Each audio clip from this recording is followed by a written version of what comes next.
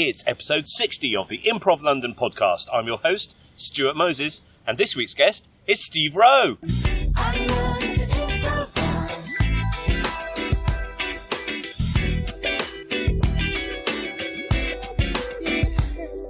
Hi Stuart. Hello. Hi Steve. Hello listeners. Hello. How are you? Very well. Oh, were you addressing the listeners then? Yep. Right, okay. Yeah, like to keep the audience in mind. So thanks for listening. Hopefully I'll be interesting, informative and helpful. I don't know, that's it. Entertaining. And maybe a little bit inspirational. Okay, I'll give that a try as well. You're inspirational. I didn't realise it's episode 60 already. Well done for doing so many. Thank you very much. I've decided that I'm not going to be the best improv podcast. I'm just going to be the one that carries on the longest until everyone else gives up. It's actually quite a good... I don't know, you say that, but on a serious note, that is a creative strategy. I think Seth Godin or whatever wrote about that recently. He said, like, if you're doing something, the exact moment when it becomes either boring or, like, hard work, he said if you keep going, there's loads of other people that at that point stop. And if you keep going, then eventually you do become successful, not just because you did all the stuff that no one else wanted to do. But then I was like, well, that just means I'm going to do loads of shitty things.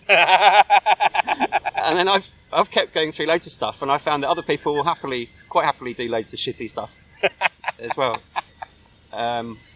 So yeah, no, I think this is the best podcast.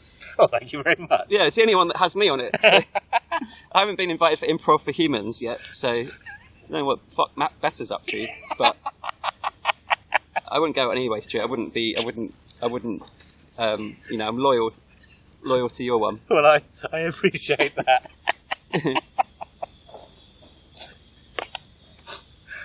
It's weird. The old, whether you should persevere if something has stopped being interesting or fun. Yeah. I think if I stopped enjoying making this podcast, I probably would stop doing it. I just think it would be awful if you just didn't have some sort of sense of duty or something like that. Yeah.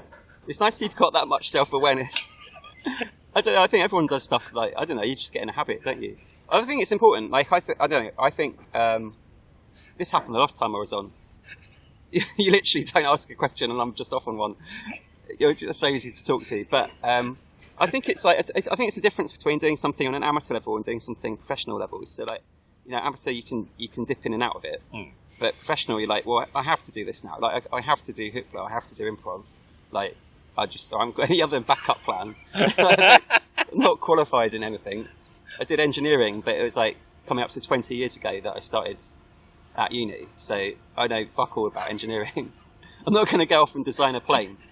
But actually that's quite interesting. It's quite a nice security net. So it's like it becomes your job to like make it interesting and find it interesting. Because like if I've taught so many beginners courses, but I always find them interesting because that's my job to like be like what I say to all our teachers. I say, don't second guess like what's the syllabus and like what do I want. Like just connect to your own inside of your minds and your love, and be like, what do you enjoy right now? What makes you want to get on a train and go and teach improv, or like, what makes you want to do a show? And you have to be honest about yourself with that. So rather than pursuing like a trend or a fashion, just be like, what actually makes you chuckle and like do that stuff. Yeah. So that's the stuff.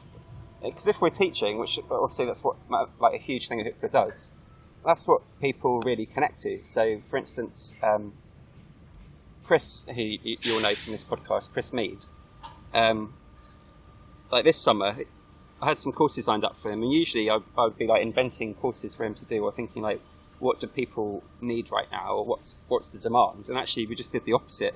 And I was like, Chris, what do you want to teach? Like, don't worry about how like we'll make that happen, but like, what do you actually want to teach? And he just came up with all this stuff that was like really interesting that no one else is doing. Yeah. And then that course like was like fully booked in like a week or something because you connected to what the joy of it all. So, I mean, hopefully I think that's my job now, is to just like always do that. So kind of like, I think 10 years from now we'll be doing things that are different from now. Yeah. But yeah. Yeah, so tell me about the Hoopla Summer Workshop Series. What's that all about? Yeah, so what that's all about is, we're just experimenting with different things in the summer. So cause usually we have our regular drop-ins and regular courses, but summer's that kind of like, it's kind of an odd gap where we found that it wasn't really worth doing lots of courses because people go on summer holidays or go to Edinburgh Festival. But then also we did have a couple of weeks like July and a bit of June, a bit of July, where we thought, let's try some stuff. So I thought I'll do it a bit before Christmas like this as well, just to put on stuff that we haven't done before. Yeah. To see if people are interested in it, but also just to stretch people in different directions, and also for our teachers to keep it like new and exciting for them. So we've got loads of different things. So it all just came from chatting to our teachers really. So we've got Katie teaching how to rock at auditions, coming up Thursday 22nd of June. Liz doing human circuits, which is all about connecting to like the physical connection, the emotional connection between people. Katie doing how to rock improv jams. I would like to know Yeah? how to rock at improv. I mean, I could very much sign up for the course. Yeah. How does one rock? I mean, I could go to the course and find out Katie's. I think I'm going to go because I don't know myself. Like, I think the thing with improv jams, I think I might even rename it "How to Make Everyone Rock at Improv Jams." That's what it should be called, because I think they're a funny little bit of the improv scene. So Hoopla, we used to run lots of them, but now I do less because I found that I did have to. We were in a park, by the way, and like, loads of kids have turned up. In case you can hear this in the background. And there's a sprinkler, so that's hence joy. And the sun's come out. Yeah, it's a beautiful day. It's summer podcasting time. So how to rocking at improv jam. So yeah, I think so. Katie and I were chatting that actually improv jams I think are quite a tricky bit of the improv scene. I think they're terrifying. Yeah, and it's taken me a long time to not hate them. To not hate them. I used to really, really hate them, and then I just really hated them. And this is performing in them. Yeah. And then I got to the stage where now I'm just about, it's all right. It's painful, but it's all right. Yeah. I think that's my relationship with them as well. It always felt like something we should do, so we should do them. And when I first put them on, they'd always be like really busy. And then over the weeks or months, they'd get gradually less so. So I was like, there's clearly something wrong with either how we're running a jam or how a jam works in general. I think it's kind of odd because like the best way to perform improv is to be with a group that you know and trust, and like you build up together, you practice together, develop a group mind, and then you go on stage and like all the things that you could worry about, you don't have to worry about, and then you do a show that you've developed. And then, but an improv jam's kind of opposite that. So you don't know who you're getting up with, you don't know what you're going to do, you don't warm up together. You might have been sat there for like an hour, and then suddenly you're like, oh shit, now I'm on stage all of a sudden, and this is literally the first improv I've done all night, and it's over really quick, so you haven't got time to really get a feel for it. And and also the improv jams tend to attract people who are newer to improv, so I was like, well, it's a bit of a shame because then people get into improv, but then their earliest experience of performing it might be not a great experience, and so a lot of people would do like one jam and then be like, I'm not really into this. So Katie was going to have a look into that in a workshop of like how to make doing a jam like more fun for yourself, and more fun for everyone else, and how you can perform with people who you've literally just met on stage. You don't know what they're going to do, and they might be terrified or nervous, and like how to cope with that and roll with it. That sounds really good. Yeah. My trick with jams is just be in the first scene, and then even if I'm not in it again, at least I was in the one scene. Yeah. I love dark improv tricks. My dark improv trick for jams is to be a grandfather clock. So like be in the first scene, but I'll just be like a prop at the back. Because I'm like, if I'm just being a grandfather clock with the pendulum ticking, I'm like, cool, I'm in it, I've done it. And then it might be that I'm needed for something else, but I don't. But I mean, the worst place is like, even off stage, I might just become, even if I'm like not even on stage, in my mind I'll be like, I'm being a hole punch right now, but I'm just in the room next door to the stage, just so I don't feel completely in fright mode. That's a really brilliant idea though. What, the hole punch? Well, yeah. I do an 8-week course on that. Hoopla is with me. It starts in September. It's got, for week 1 is be a hole punch. Week 2 is a stapler. Week 3 is a whole. It's like some 301 Hewlett-Packard ink cartridges. Well, I think you've compromised your vision, because I wanted to be a hole punch, and you've branched out into other stationery. It's not showing red on the thing. Yeah, it's just sunlight. Oh, sunlight. Yeah, it's all right. But thank you. I appreciate people Just talking about Stuart's cock. checking. I'm not. It's not glowing. It's not glowing red. That was the light on the recorder. But mine is. Every time I do a podcast, my willy glows red. That's how I know that it's live.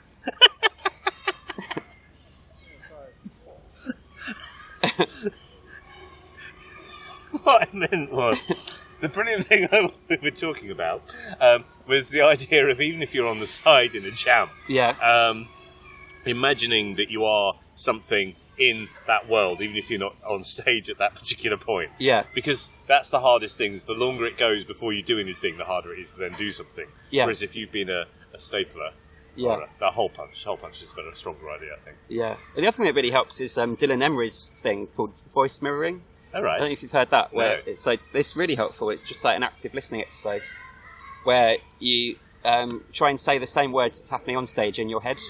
Ah. So whenever you're off stage, you voice mirror. Right. So that you pretend that their lines are your lines, and you try and predict. You're constantly trying to predict what the next word's going to be. Yeah. So you can actually sort of subtly say it a bit quietly or mouth along Yeah. to their words. Wow. It's just something to distract the ego, and so you're totally caught up in the moment, Yeah. and listening rather than going into your mind being like, oh, should I go on stage now? Yeah.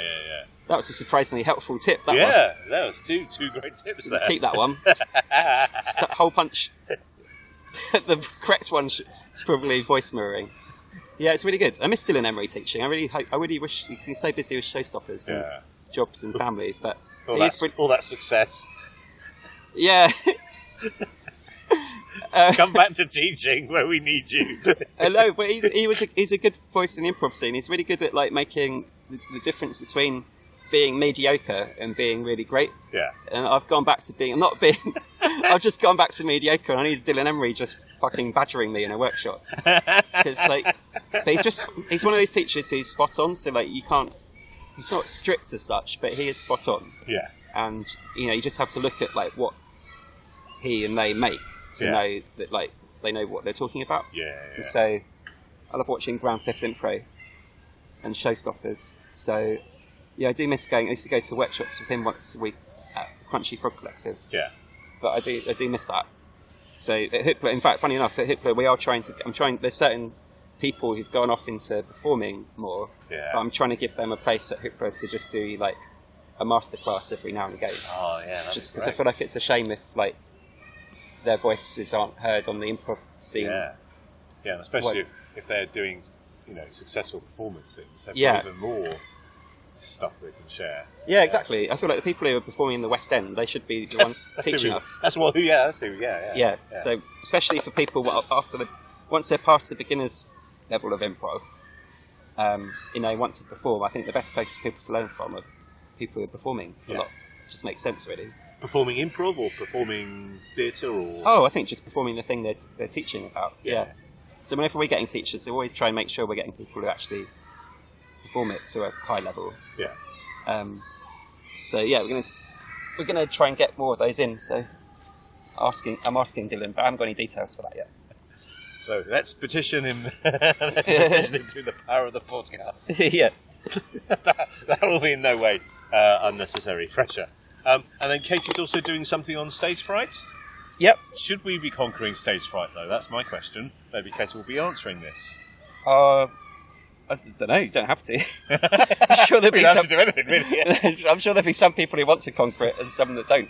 But the advice that you gave me when I did the Hoopla performance course, which I found very helpful, was rather than trying to calm down, it's trying to transfer the fear into excitement, because fear and excitement are much similar. Oh yeah.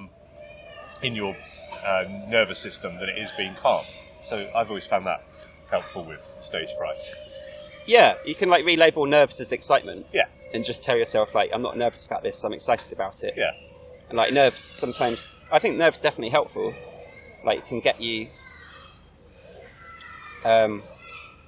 So it's quite a big topic, isn't it? I'm just thinking about it. I mean, nerves are helpful because they tell you getting ready for something. You're coming to life. Like, you're not sleepy when you're nervous. Yes. So, no, I think that's part of it, really. So I don't think... Yeah, I think we're just aligned there on our point of view. Yeah, so should be talking about how to channel the nerves into good. Like some people, how to get on stage, how to... I think beyond that, though, I think it's like... If you are just stuck in stage fright, you don't necessarily want scene after scene to just be someone who's like wildly excited. So it's helpful to be able to then access different emotions. I think also I actually don't know if she'll be able to go into the scope of this in for one night workshop, but I think stage fright, when you start off, it's quite obvious. It's like, there's a stage. Shit, I could do that right now. Oh god, I'm scared. Oh, I've done it anyway. But stage fright, as we go on, rears its head in more mysterious ways. It becomes a bit of a ninja. Yeah. Where before you know it, stage fright, you're not aware of the fear because it's more subconscious. And before you know it, you're like, oh, I haven't really done a show I'm proud of for 5 years. And then you're like, oh, I've done loads of other stuff, which I'm just talking from my own point of view. Which you're like, I've distracted myself with lots of things. Right. It's like, there's a bigger thing that I knew I wanted to do years ago that I haven't done yet. So you do all these other stuff. And then I think, stage fright as well. Like the amount of people who, signed up for an improv course, and then just before it starts on the day, they're like, oh, my work diary is really busy. I'm going to have to cancel. And we're like, yeah, sure, that's no problem. Here's a refund. But you're like, I don't really think you're that busy.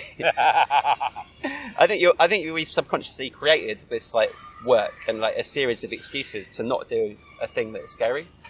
So that's real stage fright, is one that you're not even aware of.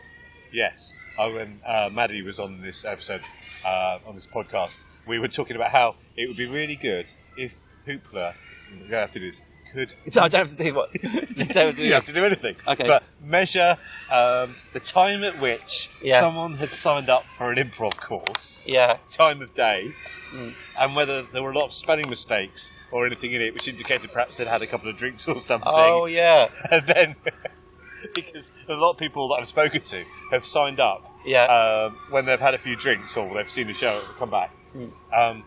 They tend to be the people that they do then turn up for the class. But I was just wondering, if you could measure who signs up during the day and who signs up during the night after they've had a drink. Yeah, it's more.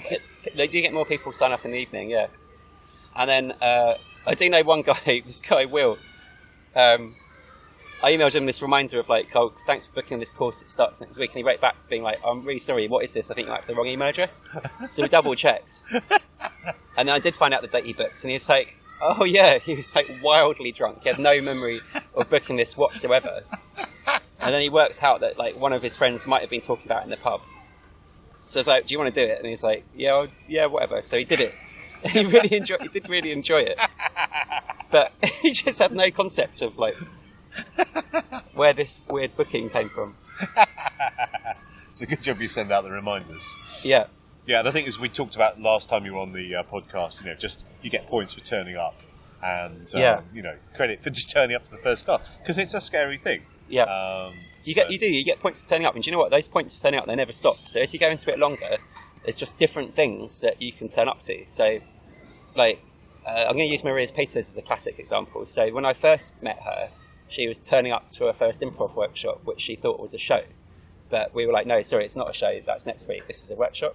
And she was like, oh, sorry, I'll do it anyway, in classic Maria style. So she turned up for that. But then, years later, now she's taking her first solo Edinburgh show to Edinburgh. So that's a new thing to turn up to. So that's a bigger thing. Yes. So they're probably equivalent levels of scariness in many ways. Yeah. But there's loads, I think, with Ostentatious, for instance, they would have been terrified of their first acting or improv work. Well, maybe not. But I don't know them that well. But then now, if they're doing they're on Radio 4. Radio 4, yeah. I'm sure that fear kicks in all over again. Yes. And so stage fright never really goes. You just end up doing different stuff. Yeah, but it's you level up, but then the next thing that you're tackling is that bit more scary. Yeah. But yeah, you just the better or more experience you get, the more scary things you do. But it's not like you're going on Radio 4 from never having gone to a class or something like that. What are we scared of, I wonder? What's the fear? It's not like you're not going to get injured, are we? Like going off... I remember doing a C3 something bring a team jam, and I was worried that I would be so terrible that nobody on the improv scene would want to talk to me. They wouldn't talk to you again. Because I'd just been really, really bad. No, you just make them feel good. They'd want to talk to you more. And it's like, nobody's that interested in your performance, Stuart. Either way, no one cares that much. Yeah, I agree. It's shame, isn't it? So I think what the fear is like shame. I don't feel shame in front of a group of people, which makes me think if I did like a whole bunch of things to deliberately bring shame to myself, then. Like maybe that fear would be conquered. Like I don't really want to be seen naked in public, and I don't like diving. I like high diving. Like I'm not very good at diving because when I was a kid, my dad told me a story about someone from his tennis club who died off a boat and like really badly injured himself. Right. And this is like when I was at an impressionable age. Yeah. So because of that, I've never I like jumping into water. I've never really dived headlong into water, and when I do it, I'm very gingerly about it. And also, I don't really want to be seen naked in public. I don't like the idea of that either. I'm not like one of these people that gets drunk and that. I was going to say whops it out. It's more like, no. That's a bit of an exaggeration. But, so I thought, like, well, maybe if I sign up for a high diving class, and at the end I invent all my friends and family, and at the end I climb up the high diving board naked, and then do like a massive belly flop into the water and bring great shame on myself, but then come out and wave. It's like, because that's pretty much how I would imagine would be the most shameful thing to do in my life right now. But if I did that, would suddenly everything else that I want to do become easy? Or would I just be like, oh shit, why did I do that? And then be so ashamed I don't do anything. Yeah, I suppose that, doing a bad jam at Duck Duck Goose would seem like nothing if you'd done your naked belly flop in front of your good friends and family. Yeah. I'm not sure. I understand your thought processes. Yeah. I would just rather do terrible improv and, just get that out of the way. Yeah. Yeah, Maria Peters talks a lot in her Edinburgh show about cringe, like the cringe-worthy moments. Yes. But I could relate to that. Yes. Because every cringe moment I've had, I've remembered like a lot. You sort of remember them more than... I think good performers, like really good ones, what I've noticed about them is they have a very good attitude to like accelerating their rate of failure. So watching like... sorry to name drop people here, but... watching Louisa Omerland do her debut Edinburgh solo show, What Would Beyonce Do, that really took off and made her as a person. I learnt so much from watching her in the build-up to that because she did way more Edinburgh previews than anyone I've ever known. It was like, I don't know, it must have been hundreds, and like she's just doing every possible gig she could do. Yeah. No matter how short or long, or to what audience, she's always doing it. And then she was just like relentlessly asking for feedback and like asking what, like she wasn't ashamed to like talk about the bits that weren't working. Yeah. And I remember her like having a cry in a pub because like it suddenly twigged her like how much emotional depth she was going to have to go to in her show with the audience to make it what it was. And so by the time she turned up to Edinburgh, like she'd done all the embarrassing stuff, so she turned up with something she was proud of and like she knew worked and like could throw herself into it. But if she'd sort of like taken the first negative knockback, then it wouldn't exist really. Yeah. And I've seen that with all the cool great performers. It's just this ability to treat failure and embarrassment as like a learning process. Just be like, I'm going to have to do this like 100 times to make something work. Yes. Rather than give up.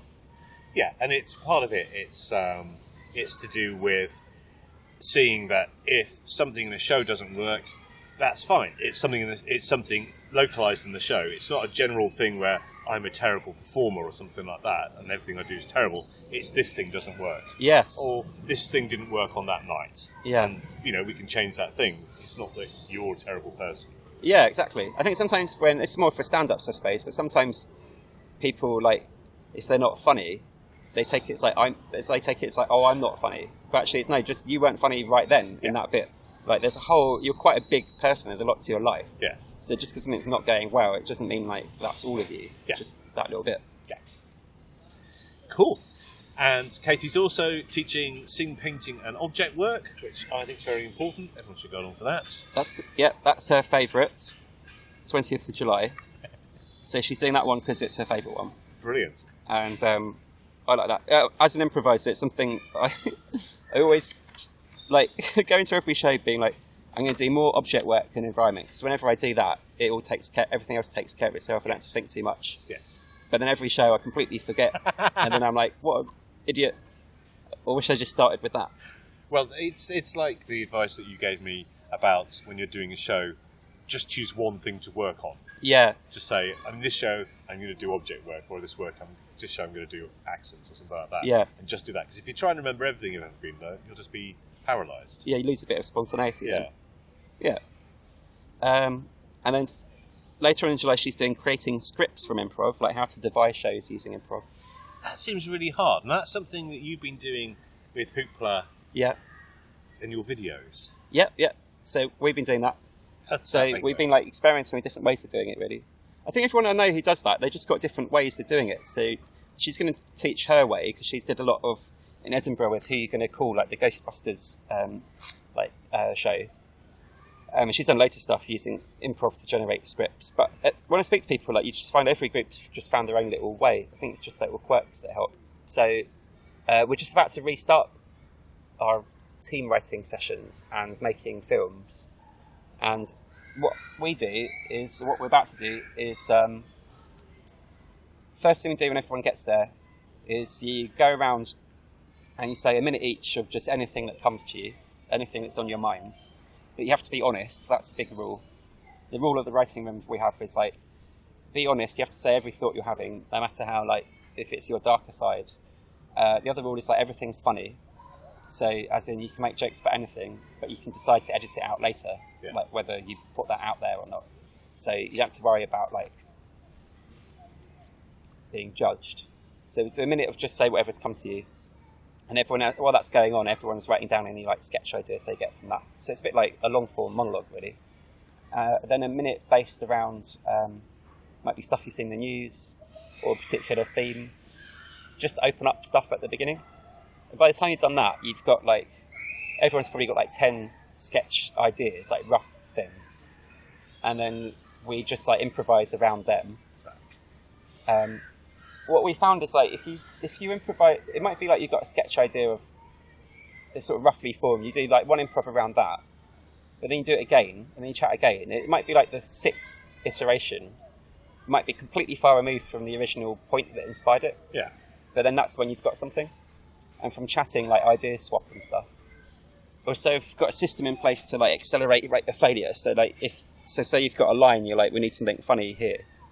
We'll just be like, we're just going to go around the table and we're going to say, let's come up with 50 ways to say that line. Everyone has to say one in order, and after each one we shout, like, 1, 2 to 3 to 50 with complete joy, no matter how good or bad it is. Oh, wow. And so you'll get, like, 45 that are just either boring or rubbish, but you get 5 that are like, oh, that's it. Yeah. And then you just know, because everyone's howling with laughter and, like, literally people are crying, and that's when you think you got something. And then they do that with sketch ideas as well. It'd be like, we need to do something around such and such, like Jeremy Corbyn doing whatever. And then it's the specificity of that idea that I like. Yeah, it could be really vague. It could just be something on this news, and then be like, right, rather than think of, like, one idea right now, the best one, just say 50. And again, you might only get, like, 3 out of 50 that are worth doing. Yeah. But the one that you actually then go on to make might go on to be seen by, like, hundreds of thousands of people and go down quite well. Yeah. So, yeah, that's the interesting bit. Is you're still using improv, but you use improv to generate stuff, but then you have this other part of yourself, your editor, which comes in later, and the editor picks out, like, what do you want to keep. and what can you feasibly make on this limited budget you've got and everything. Yeah. So who writes it? Who writes it down? So you've gone round 50 times. You've got a great line. Yeah. What's the next stage from that? So the whole time we're doing that, we're recording it, the audio, and then also making notes. So the next step at the moment has been me at home then writing it. It's like a separate thing. So listening back to the audio. Yeah. You can just tell really, like if people are like laughing a lot at a particular moment, you're like, oh, that's probably worth keeping. And I found a lot of it with the internet stuff, like a lot of it's just cutting. It's quite painful because you're like, you might have like 5 minutes of stuff, but no one's going to watch.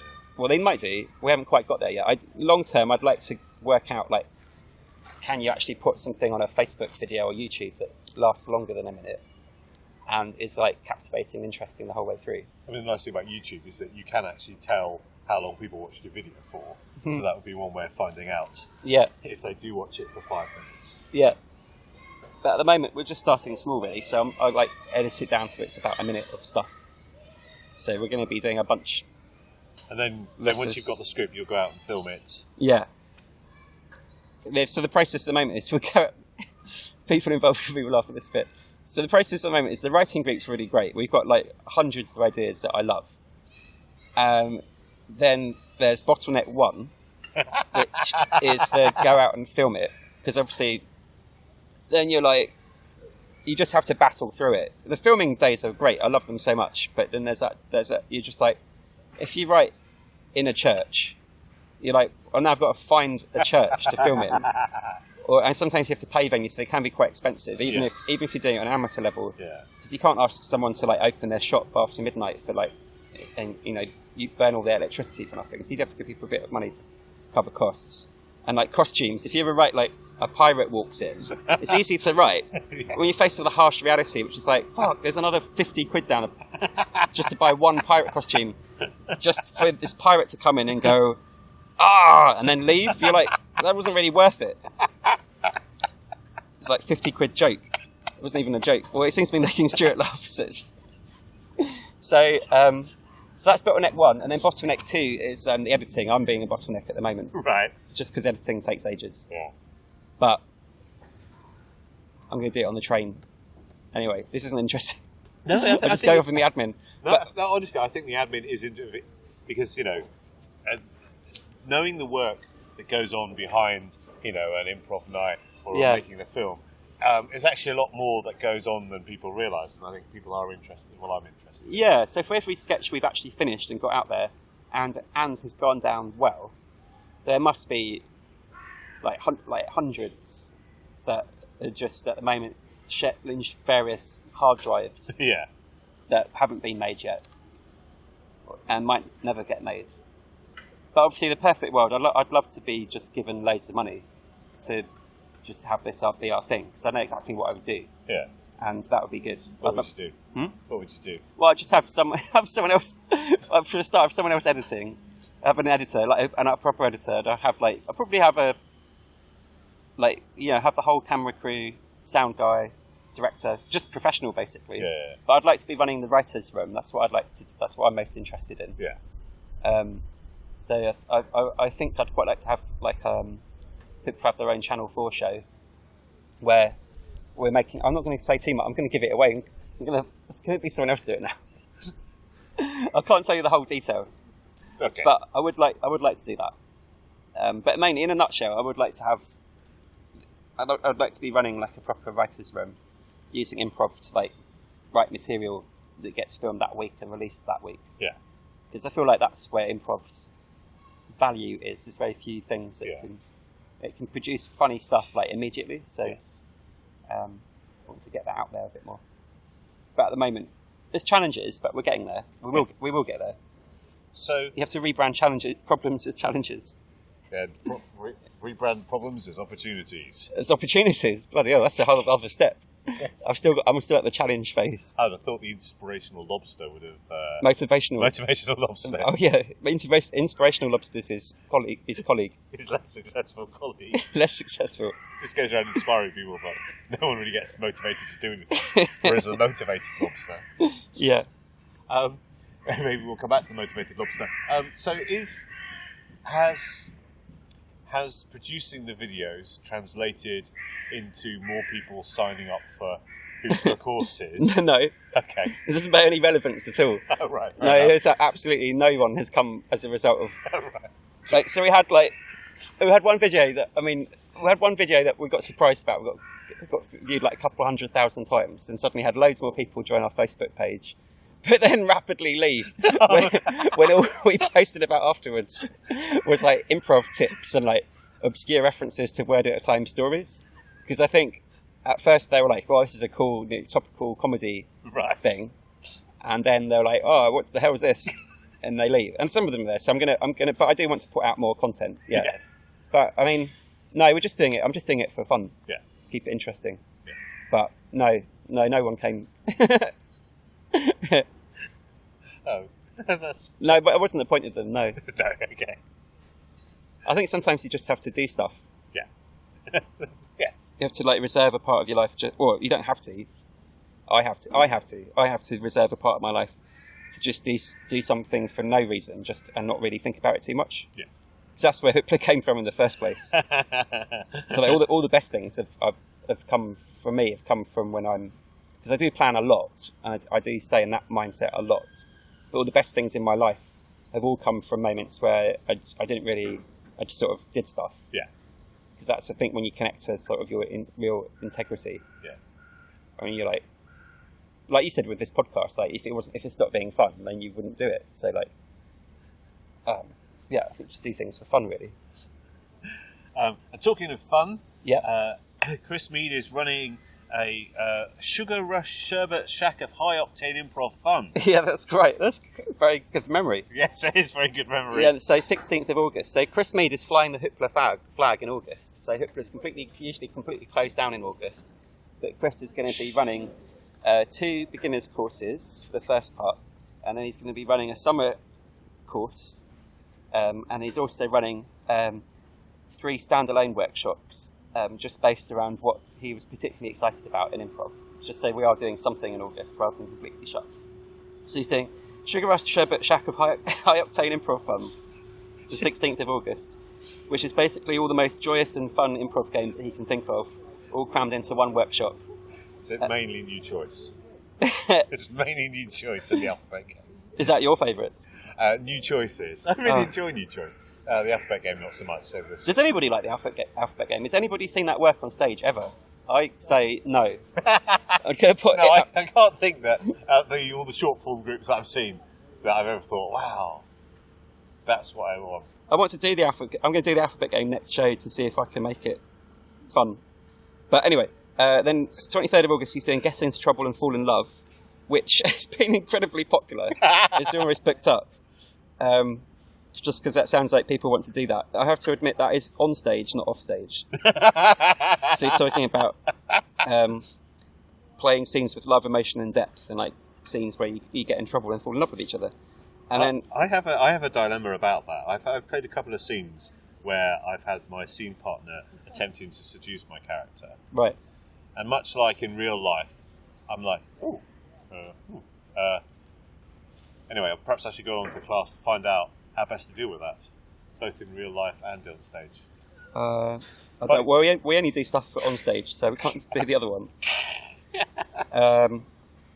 Yeah, I don't know. It's a bit tricky. It's a tricky because I don't want to block the other person. Yeah, but I suppose we just go for emotional honesty. Like I think I've had that particular moment actually. Like those sort of scenes we've had. I've written up for the teachers, like our Hoopla teachers, like a guide to like how to direct those and like our own particular point of view of it. Yes. So if you've got somebody that is always instigating that sort of scene.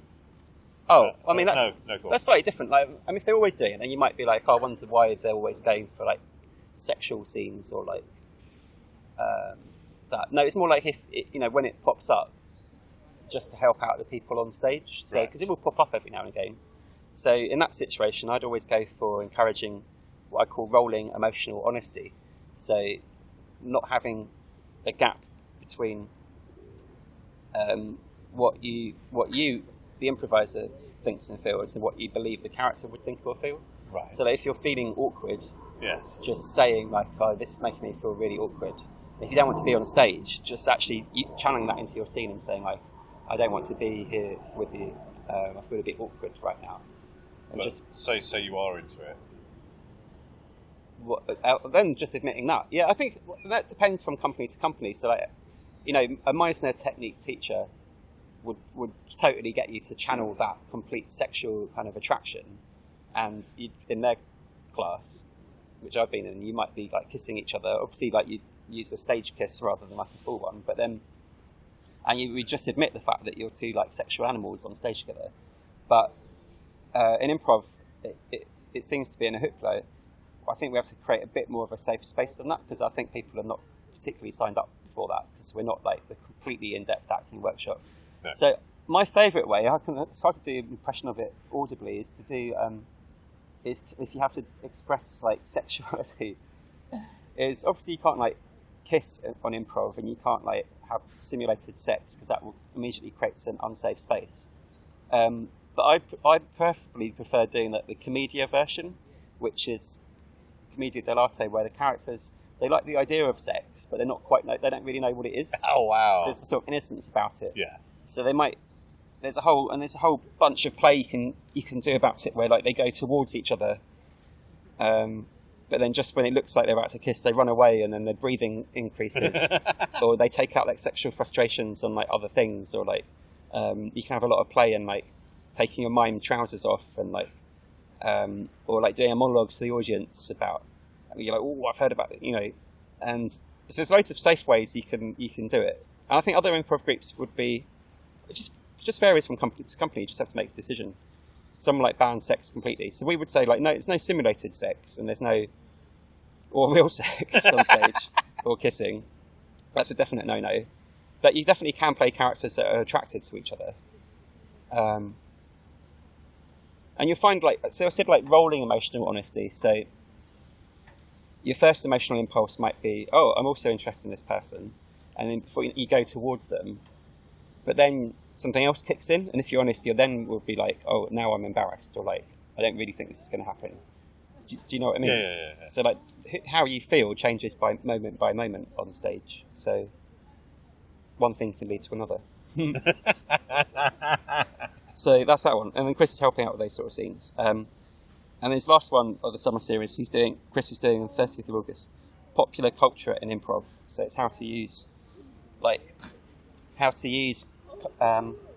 references from films and TV and stuff, but without mucking up the scene. Yeah. So allowing genres to inspire and influence a scene, but without screwing up your scene partner. So because they may not know. Yeah, they might not know what you're doing. Is this something you do in your improv? Do you invoke popular culture? No. What am I? When you perform? I never used to be. No, I never used to use it much. But I'm just performing with Just Edgar at the moment, so it's a lot easier when it's just two of you. Yeah. So what we've started doing is building up to the show. We recommend things to watch. We watch a lot of it, and then it will sort of come out naturally. So we watched a lot of Bottom, the old sitcom with Rick Mayall and Ade Edmondson. Probably important to point out. Yeah, just in case people haven't heard of it. So we watched a lot to Bottom, and then that bubbled up into our scenes. That was good, and then we'll analyse like, you know, why is it funny? We're like, I watched a lot of Only Fools and Horses as well, and we're like, oh, there's kind of weird similarities. Like they both got two central characters that kind of revolve around each other. They sort of hate each other, but also kind of like each other, but they can't get away from each other. Like they have to live where they live. They don't have enough money to live anywhere else. Like in Bottom and Only Fools and Horses, they have no choice. Like they have to. Rodney has to work for Del Boy. Yeah. He might not like it, but they have to do this thing. And like also like limited locations we quite enjoyed. Like in Bottom, they'll only go to like the local pub. They wouldn't go to the West End. They go to like a local shitty pub. And the same in Only Fools and Horses. It's always the Nag's Head. Or they'll go to a corner shop, or they'll go to like Wimbledon Commons, the furthest they get in Bottom. Yeah. And Only Fools and Horses, like when they do go further away, it's you're sort of like, oh, it doesn't quite feel the same. Yeah. So then when we're doing our stories, we're like, maybe all our scenes, we can tell a story, but let's like limit the locations to just like one shitty bit of London, which we can relate to. and then we might go in knowing like, oh, the characters will tend to be people you'll see in a Wetherspoons in Morden, right? Which was the pub where we grew up. So yeah, you have that influence. But then the next week we saw lots of Rick and Morty, which is more like a sci-fi cartoon. And then we just chat about it, and you're like, oh, I like the status relationship between them. I like facts. Yeah, just sort of. I like exploring what makes a comedy like funny. Really. I mean, that's a really interesting use of popular culture when you're off stage, which I hadn't really thought about. I thought, you go on and then you make some reference to Battlestar Galactica or something like that. Oh yeah. But actually, if you're finding a common language and common themes and things off stage using popular culture, I think that's a really great idea. Like that. Yeah. And they're the experts. You can learn a lot about story, for instance. Like, So I think all this stuff, it's good to learn about.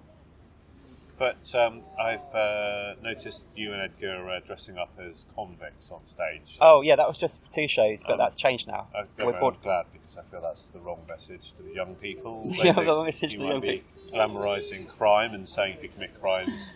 Yeah. I just feel worried that the message is sending out there. Yeah, it was crimes against improv. The idea was that we just escaped from Wandsworth prison, and we had 40 minutes to perform a show before we got rearrested for crimes against improv. I think it helped us for the first couple of shows, because we felt like we were breaking the rule by doing short form. Right. It's like, so everyone else, loads of people I do also do long form, but loads of people do long form and then never do short form again. Yeah. Whereas me and Edgar were like, no, we miss short form, and like it's weird that people do it like once when they start and then never go back to it. So we like want to keep it, and it felt like we were legal to have that thought. No one told us that. This is just all in our heads. So then we were like criminals, I think, just to get us into the mindset that we were being rebellious by doing short form. Oh, that's super. Although after a couple of shows, we were like, nah, we don't need that anymore. Right. Okay. So the last one was just us, but the next one will be something different. So you spent 50 quid on the just for a couple of shows. Yeah. We might find out that convicts turn up in your films. Yeah, they will. Because you've got the costumes already there. Yeah. Yeah. So let's talk about short form. You've said that you don't think the alphabet game works on stage. Oh, I didn't say that. I just said I've never seen it. Never seen being it. Fun. Right. Oh, okay. But I'm not going to write it off the whole game. Oh, okay. Fair enough. I think it's a challenge to make it. I reckon it has to be made more fun.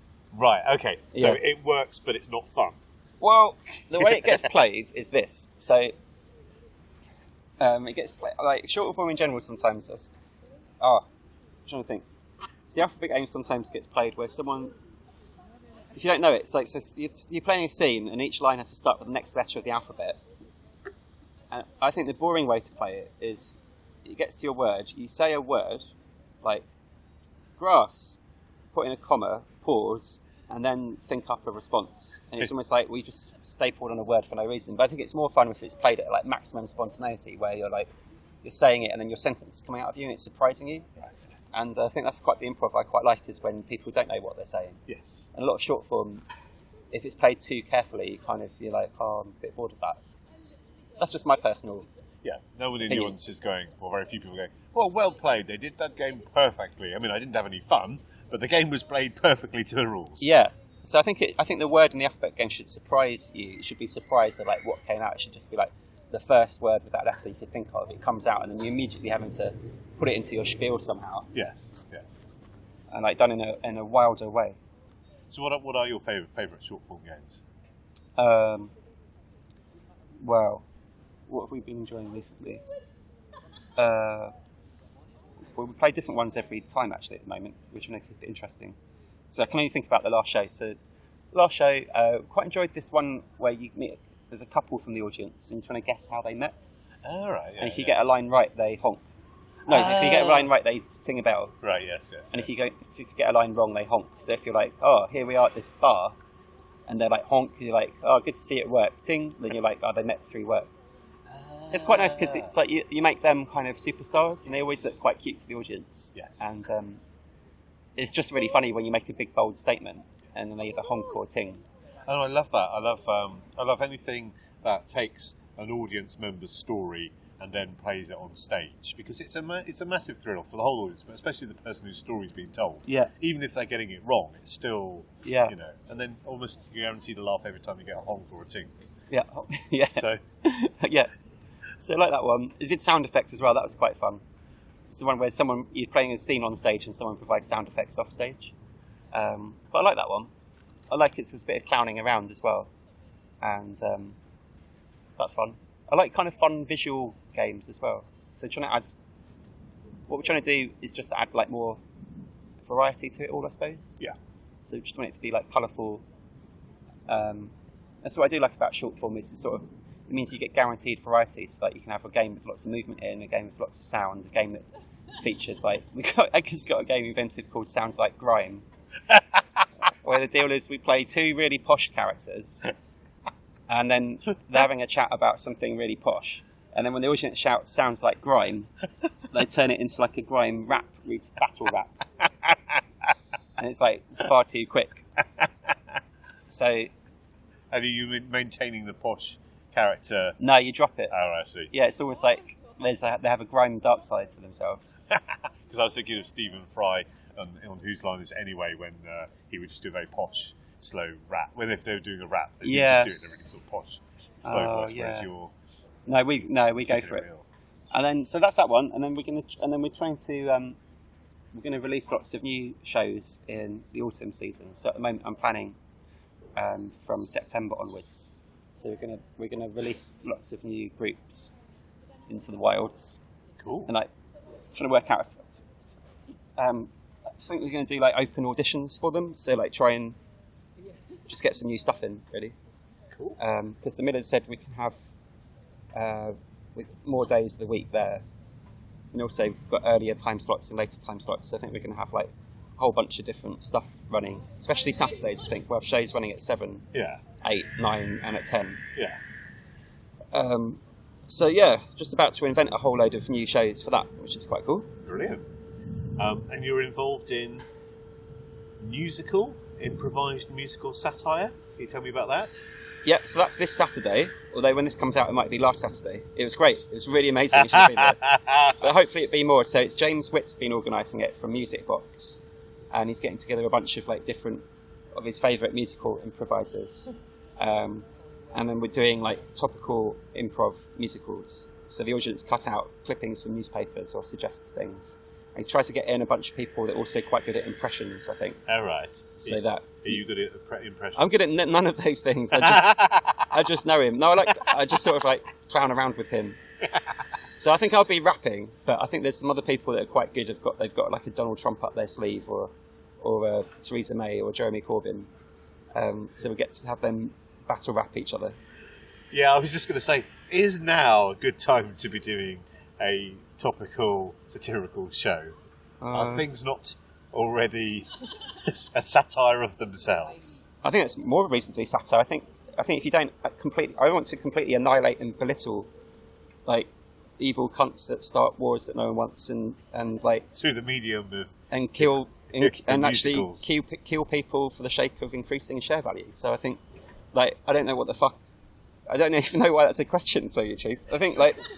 I don't understand what TV and radio are up to. I think there's this extremely biased press that lets people get away from it. And I think we had like a freer.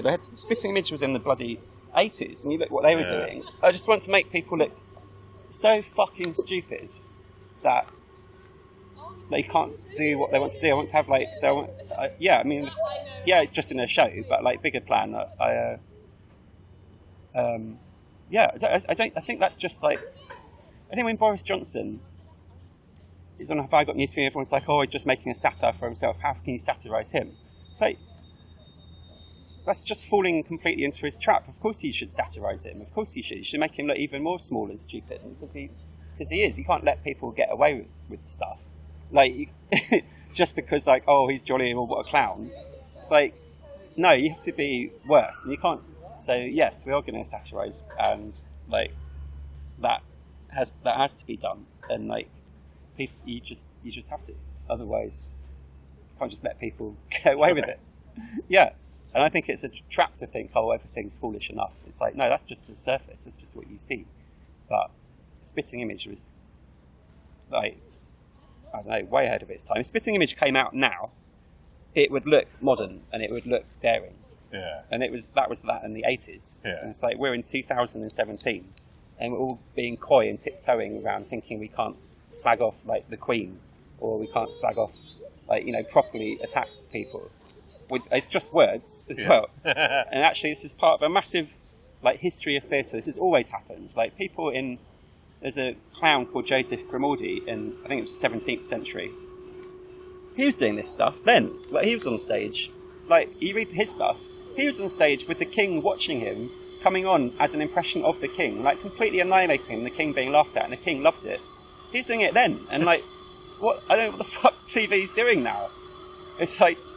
It's just become a distraction for people rather than actually, like,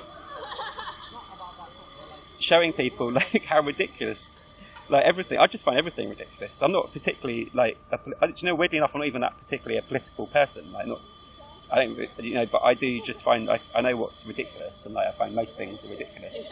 You just look at what the Queen's speech involved. Like, that's the thing at the moment. The goat skin. The goat skin, and when they come in and there's, like, the head black god basher and they have to knock on the door and you're just like, I'm like, what the fuck is that? It's just like a weird theatre piece. So yes, of course we should take the piss out of people that we pay for out of our money and then use that money to do things that we don't believe in. So yeah, yes, we're going to do that. And like, I think I don't know why you wouldn't do that. I just don't understand why that wouldn't be a thing. And I think musical theatre is a way in which to spike their pomposity. Well, yeah, musical theatre, the Miller at 60 people, obviously not made that much of a difference, but musical theatre on Channel 4 watched by like 5 million people, relentlessly putting out a different point of view rather than what the Daily Mail tries to characterise people as, that actually might make it a difference. So yes, I do think like arts and theatre can change things. You just have to, I mean, look at the film I, Daniel Blake. It's not a comedy, right? But did that definitely made a difference, right? If people who do see that, it's very hard to think something else. So, like, if you didn't think film or theatre or TV could make a difference, then it's very hard to like continue in it because it just becomes like a meaningless, like, I don't know, you're just like, well, why fucking bother? Like, it's fun, but then just do it as a hobby. But like, why bother spending like hours in it? But I think you have to believe that it does make a difference, and it does. Like how people are shown or perceived does sway an election, and I think people have been. I mean, it's just my personal belief. I think there is a strong like. It's not a belief. I mean, fuck's sake! Like the Evening Standard day before the election is like vote Conservative. That's from a newspaper. I remember growing up. I was like, there used to be an impartial press. That used to be a thing. It just doesn't exist anymore. So I'm like, it's kind of our responsibility to do this. Anyway, so yeah, on a small scale, it's just a bit of a laugh. But satire is a thing that goes back for hundreds and hundreds of years. It goes back to like, every culture has had it at some point. They have like, there's various cultures that have like, I want to call it Upside Down Day, where there's one day where the freaks of society were allowed in to like mock the upper classes. Yeah. So and then Saturnalia. Is it Saturnalia when the servants become the masters? Yeah. And in France, you have like Buffon came out of it. So the Buffons were like the people who were outcast from Parisian society for being like creeps or disfigured.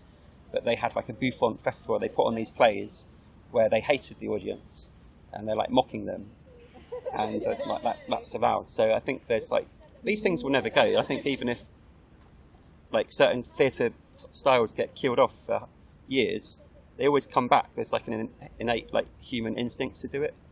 So for me, it's like, doing this stuff, like anything satirical, it's the feeling of you're at high school and you're trapped in it. You can't get out of high school, and the teacher is being a dick, and you're like, you're not getting away with that.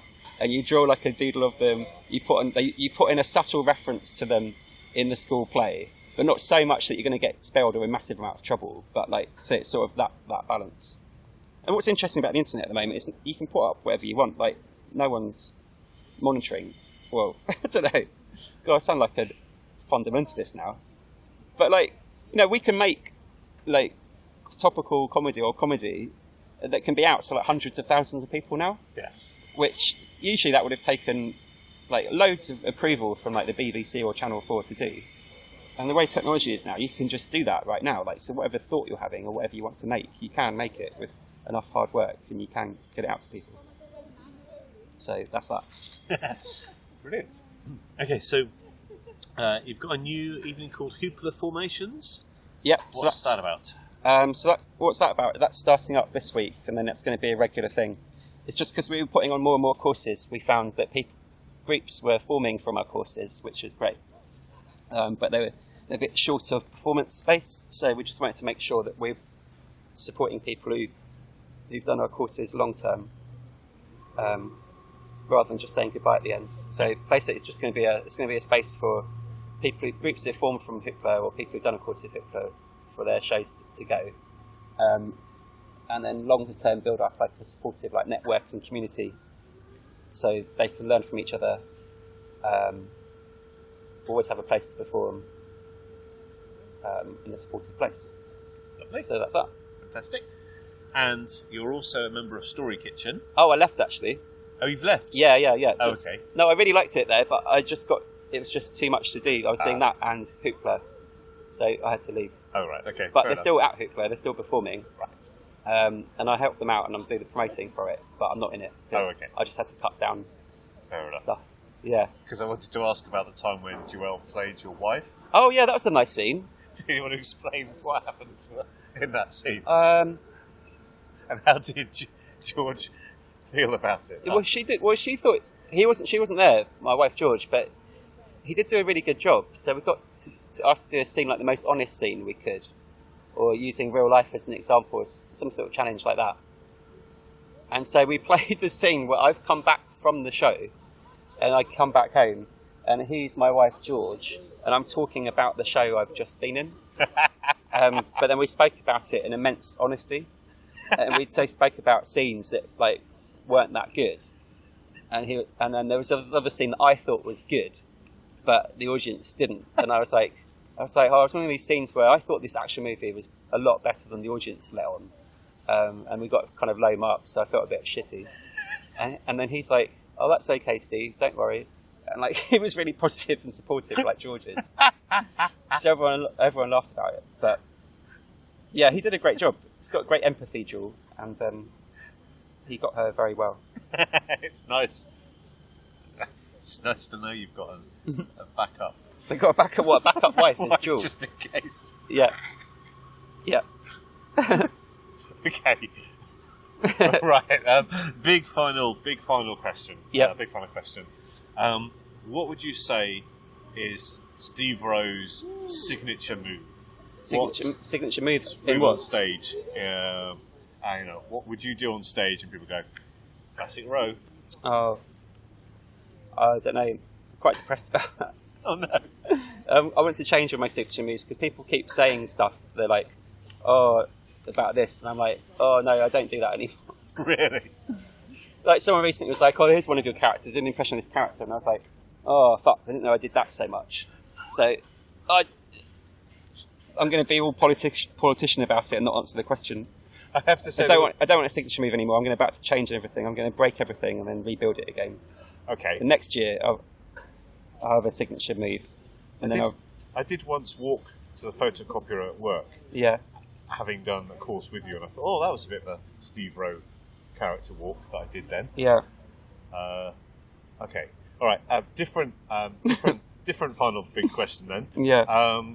What would people performing with you? Yeah. What could they do when on stage to delight you? Just like turn up on time. Yeah. That's it, really. You know, if you've got a head start, if everyone's there and they turn up on time, you've got it. Like Edgar. So, like, Edgar's not even able to defend himself. But 2 shows ago, Edgar didn't turn up on time. And so when he did turn up, I was absorbed into the admin of the night and was talking to other groups, and our show was not as great as I thought it could be. And because he's my best mate, I thought anyone else I wouldn't have done this. Because he's my best mate, I emailed him and I just said, just go and be flat. I'm like, I can't do this if you're not going to turn up. I only got other stuff on, but everyone has. You have to turn up on time. We agreed it. And I was in a stressful situation, and that's why the show wasn't good. And then he's such a great guy. He just sent me back and he just said, like, one word. He's like, thanks, I appreciate you being honest. And the next time we both turned up on time, and it was like I was in like such a much better mood, and so was he. So that's it, really. Right. Okay. I mean, on stage, do what the fuck you want. I don't care. Just like just gonna have fun with it. But I think, yeah, that's the main thing. You get points for turning up, but you get even more points for turning up on time. Yeah, turning up is like. Turning up on time takes you to the professional level. Turning up on time even when you don't want to, that's like the professional improviser. But yeah, but it helps. Because then you've got like a chance to kind of go through what you want, like check you're bonded over what you're going to be doing on stage. But, I mean, I would coach more groups. Sorry, this is another rant of mine. I don't know what the fuck that satirical rant was about. I know fuck all about politics as well, which came across in that rant. So I'm going back to Sussa really quickly. I'm not even that political. I don't have any political motivation for this stuff. I just know a bell end when I see one. And when I see one, and they're in a position of power and authority, I'm going to take the piss. They can take the piss back when I'm in power and authority. It's fine. Anyway, so yeah, turning up on time. So I would coach way more groups than I do, because I don't coach any groups. But, I mean, I think the improv scene's got a massive problem with, like, commitment in rehearsals and turning up on time. Yeah. It's like, when I'm coaching a team, and they're like, come coach us, and it's happened recently, I turn up, I'm like, right, everyone's here. And they're like, oh no, Nigel's coming, I made up the name. Nigel's coming half an hour, and like so-and-so's halfway through, and like, I've got to leave half an hour early. I'm just like, I'm not going to do this again. I've got other stuff to do. I've got my wife and like family. Like, I'm not going to give up my time if the group's not even going to give me their time when I'm there. It's just like, it's just stupid. And I don't know what's going on with improv groups. I think people need to learn from sports teams. Like, if you're not at the rehearsal altogether, it's not a rehearsal, because all you're going to end up with is 4 people who now know the show better than one, and actually you might as well not done one. And if you're not on time, you're just there's no point doing anything. So, and like every improv group, I know even professional ones struggle with that. And it's just like, it's got to be top of the list, really. And then weirdly enough, when I teach a course, everyone's sort of pretty much there and on time. But I think, yeah, groups would be the improv scene would improve massively, like 10 times better, if people were just got the simplicity of turn up on time and turn up to every rehearsal. Brief story for you, because I know I've been babbling on. So I was at a dinner once where I sat next to an Olympic rower called Steve Roe Improv. It's a great rower's name, but he won Olympic gold at London Olympics in like the 8s or whatever.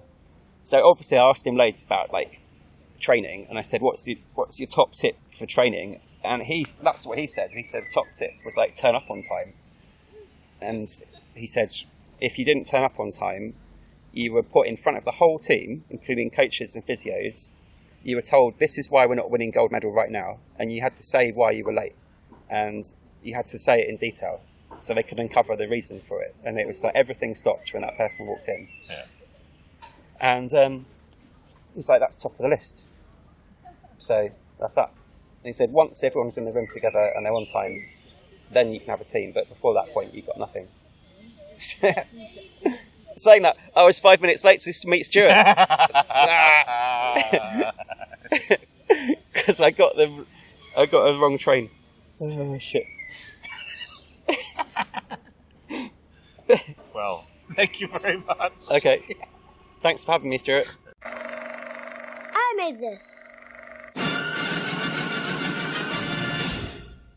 That's improv!